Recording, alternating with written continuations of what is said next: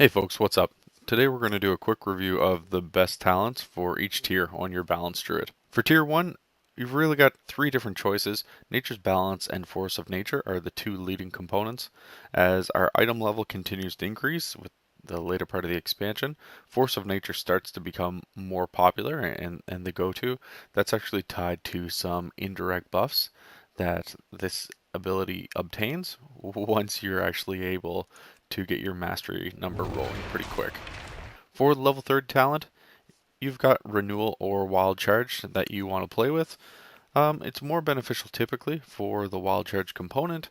I really like it for that bounce backward if you're in either a PvP or even you're just trying to avoid damage in a caster situation in Mythic Plus or rating. For tier 3 components, there's a bunch of different affinities you can go with. I like to carry the Restoration affinity. I like being able to heal myself or my group members.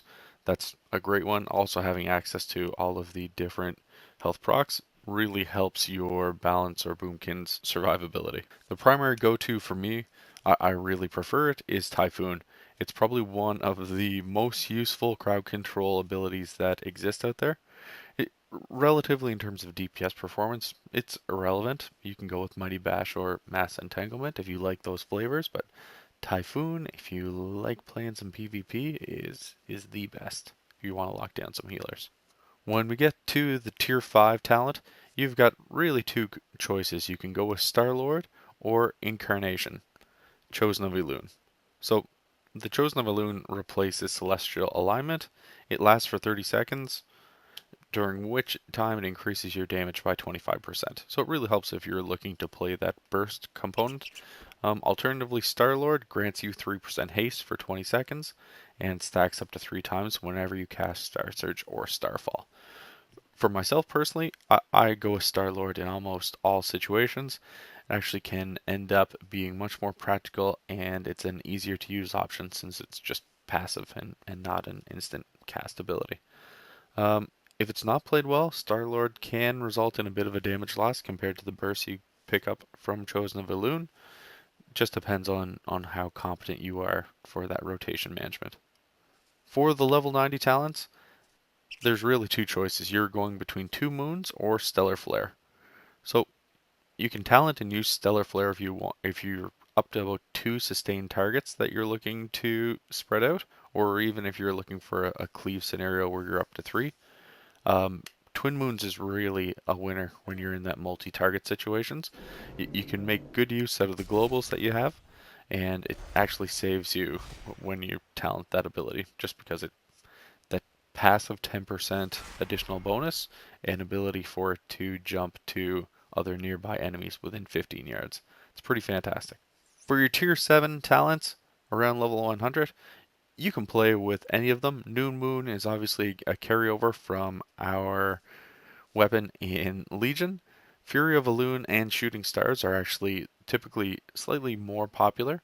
The proc rate for Shooting Stars, it actually has diminishing returns, however. So you get a full 10% proc rate on your dot off the bat, but as you dot more targets, your proc rate starts to decrease. The talent's really good on one or two targets, three targets if they're spread out.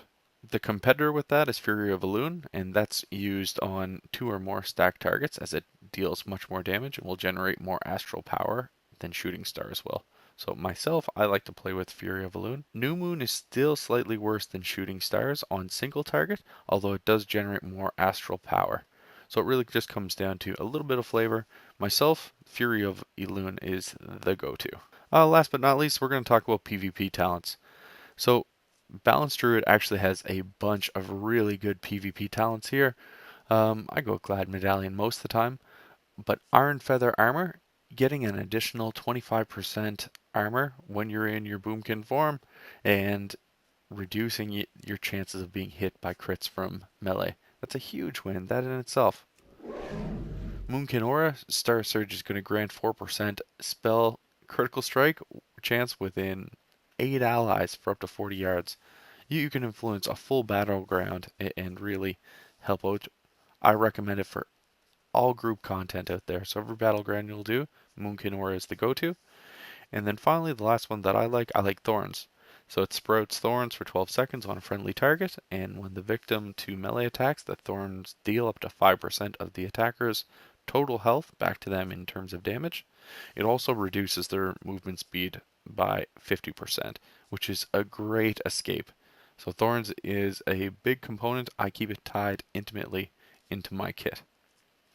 Alright folks, that is the quick overview of the 8.15 talent build for the Balanced Boomies. Let me know what you think.